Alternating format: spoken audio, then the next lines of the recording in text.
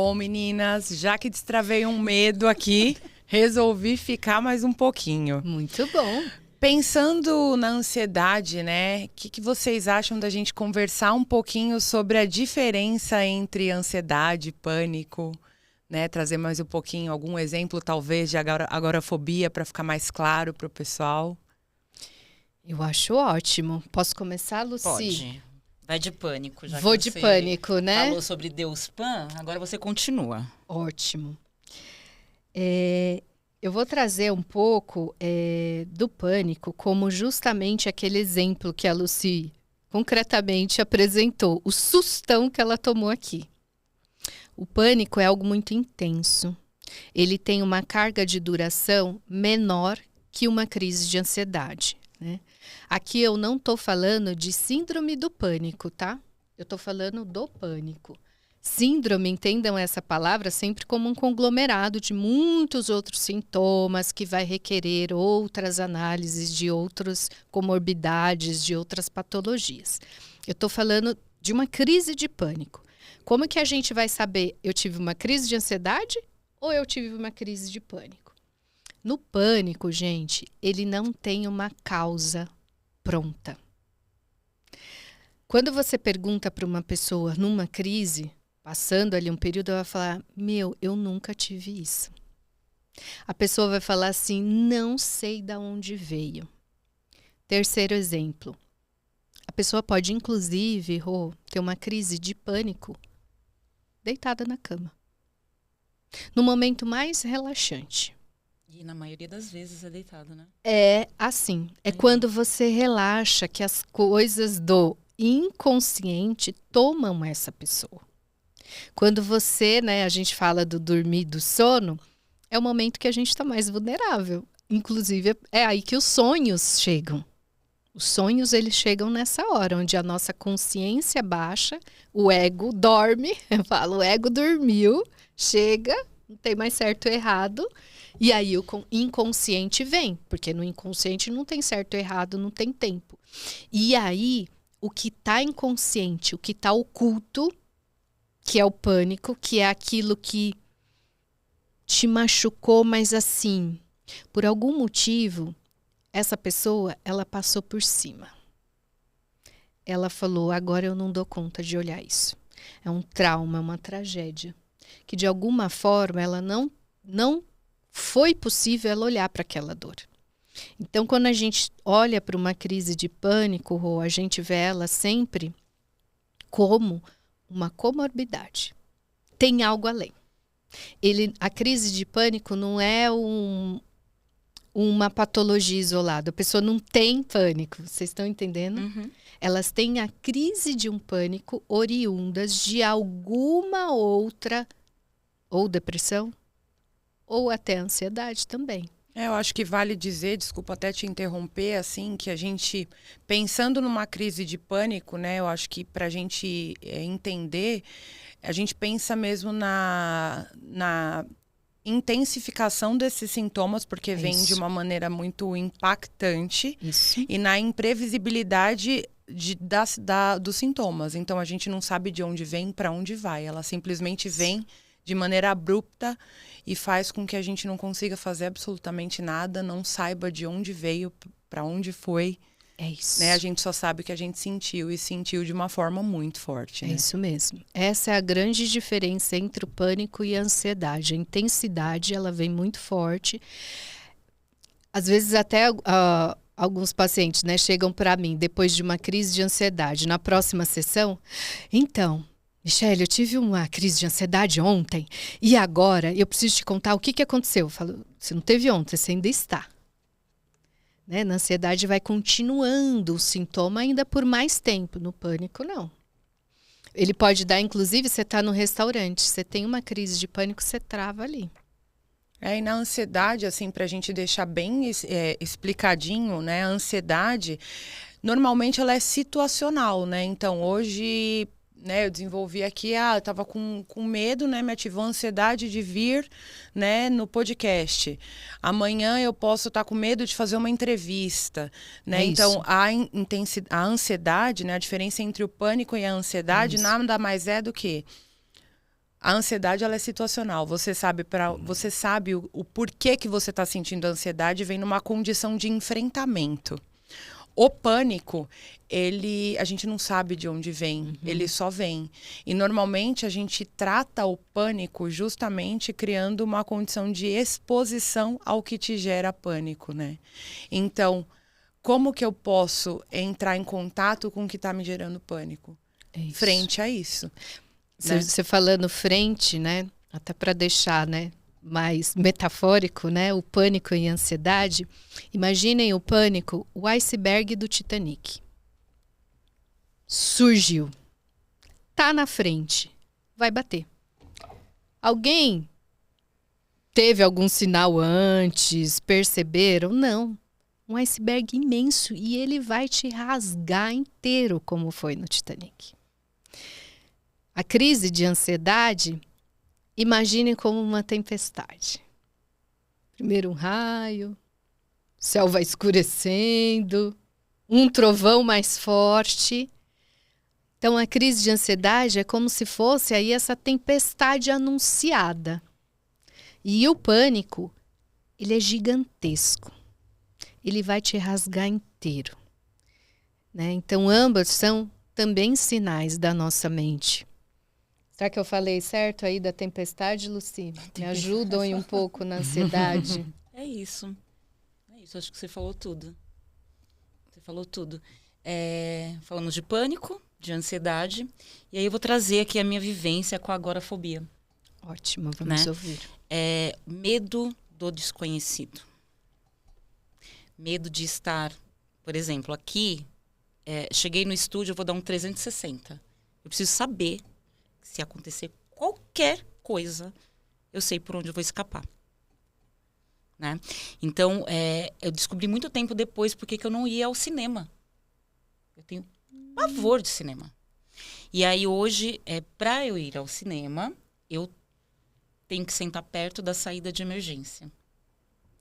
Então, eu crio uns pensamentos automáticos bem negativos, assim, cara, vão jogar uma bomba aqui, todo mundo vai correr, vai me pisotear, eu vou morrer, enfim, catastrófica total. Mas é o medo do desconhecido mesmo, daquele lugar que eu preciso saber que tem uma saída. Entendi. Né? Então, acontece muito isso. Avião, ponte, você passar por cima, né? Tô dirigindo, tem muita gente que tem medo de passar em ponte. Né? Porque ela não consegue ver ali uma solução rápida. Então, vai acontecer alguma coisa, eu preciso de uma solução rápida para sair daqui. Então, eu sempre estou atenta, atenta a isso. Né? E aí, eu considero a minha leve. Por quê? Eu não deixo de fazer as coisas, mas eu trabalho com uma margem de segurança. Entendeu? Então, assim, eu vou Roberta me chamou para ir ao cinema, vou com a Roberta. Só que eu tenho aquela margem de segurança. Cara, eu já sei que eu vou sentar do lado da saída de emergência, eu vou olhar todo mundo para ver se não tem muita criança que vai me atropelar na saída, se acontecer alguma coisa. Enfim, eu vou trabalhar dessa forma. Tem o médio, né, que as pessoas evitam. Elas até vão. Tá. Mas elas evitam. Né? Então, poxa, Rô, não é melhor a gente assistir um filme em casa mesmo, né? Não tá em nenhum streaming, a gente vê em casa. Mas ela vai, né? E o grave, que a pessoa não sai nem de casa. Porque ela tá ali protegida. Né? Então, aqui eu sei o que está acontecendo, eu tenho todos os escapes, então ela analisa todos os escapes e ela acaba não saindo mais. Então, eu pretendo ficar na leve. No máximo, a média. É verdade.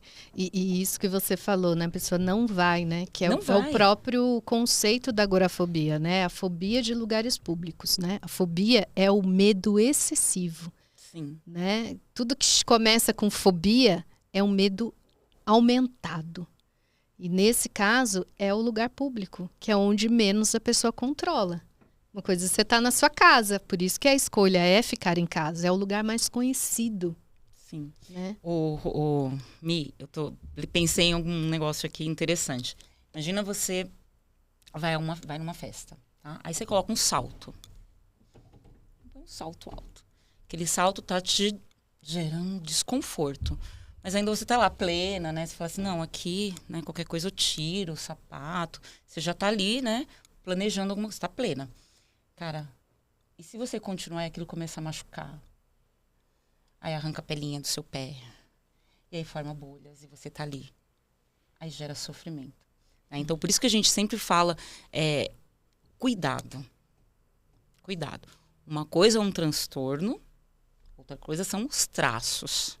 Né? Enquanto tá desconfortável, mas eu tô entendendo que tá desconfortável, mas eu tô bonita em cima do salto, é um traço. Cara, gerou sofrimento, fez bolha, machucou teu pé, é sofrimento. Busca ajuda. E você conseguiu justamente identificar nesses 3 pontos, leve, médio e grave, Lu. Eu achei muito bonito, mas isso devido a muito autoconhecimento. Como é que a gente chega nessa fala de Lucy para dizer, eu quero ficar no leve? A gente só consegue chegar nessa fala se conhecendo. Eu vou até isso aqui, ó. Isso aqui a minha estrutura, eu consegui as ferramentas, né? Até o leve eu vou. Né? A gente nunca usa a palavra cura, né? Em terapia, né? Até para fugir um pouco da medicina mesmo, né? A gente não pode se igualar, a gente vem complementando.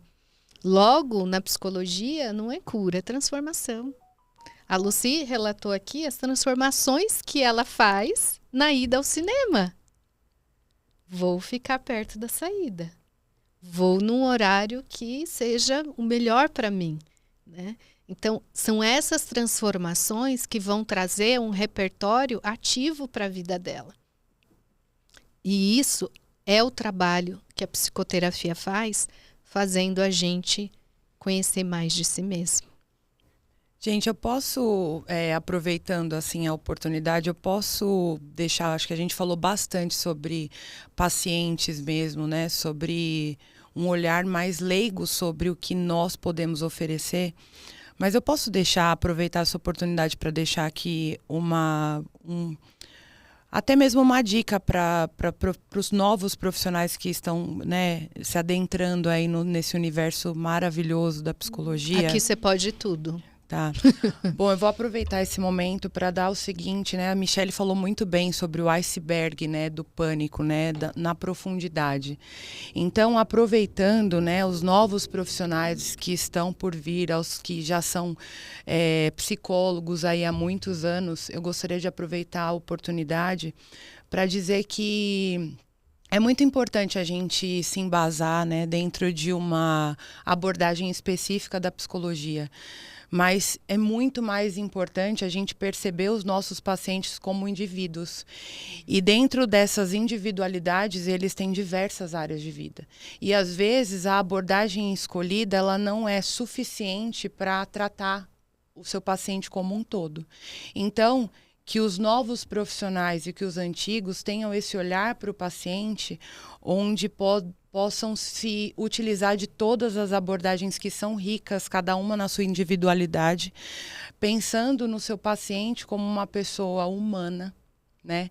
Como uma pessoa que merece esse olhar e esse cuidado, porque às vezes os pacientes eles chegam no nosso consultório sem saber mesmo, né, nem o que falar. Numa primeira sessão, muitas pessoas deixam de nos buscar porque não sabe como conduzir uma terapia, mal sabe eles que nós que conduzimos, né, ali numa primeira sessão, e depois eles vêm trazendo e trazendo instrumentos para a gente trabalhar, né, mas que a gente tem esse olhar mesmo criterioso, esse olhar cuidadoso aos nossos pacientes, né, e que os pacientes entendam que paciente vem do nome, né, paciência, né, tudo existe um processo, né, e o processo ele exige paciência, né, e que cada um espere com paciência tudo que pode usufruir desse processo terapêutico. Bom, é isso que eu queria contribuir. Nossa, contribuiu lindamente, né? O processo é do outro. Exatamente. Você resumiu tudo isso, né? Ele vai buscar dentro dele, a gente é só ali um acompanhante na jornada, né? A gente nunca está à frente, mas também a gente não pode estar atrás. Mas é importante que a gente esteja do lado. E essa importância também de não estar, enquanto profissionais, não estar engessado. Né? Exatamente. A terapia, ela precisa vir como... Ela tem que ser colaborativa. Exatamente. Lado a lado. né? E pensando Ela não- também uma coisa que eu falo muito sobre isso, né? Pensando que a experiência ela é intransferível. Uhum. Né? Cada um vai ter o seu tempo para compreensão daquilo que tem vivido. E às vezes, né, na ânsia de tirar a dor da pessoa, seja mesmo um paciente ou as pessoas que a gente convive, a gente quer dar exemplo, né? Eu costumo trazer para os meus pacientes o pensamento de quando a mãe fala, leva uma blusa de frio, né? A gente sai sem a blusa de frio até que a gente passe frio e entenda, poxa, eu podia ter ouvido a minha mãe, né? Então, a gente não tem como ter uma experiência sem que a gente viva essa experiência e sem que a gente tenha condições de ter essa percepção. Então, que a gente entenda que cada um tem uma forma de perceber, né? E acolha essa percepção para que seja cada vez mais assertiva. Experiência é intransferível. By Roberta. Muito obrigada pela sua contribuição. Por nada, mais uma meninas. vez. Eu que agradeço Sessão em off imensamente. agradece. Amei. É isso. É isso. Obrigada, gente. Um beijo. Viu? Beijo. Beijo.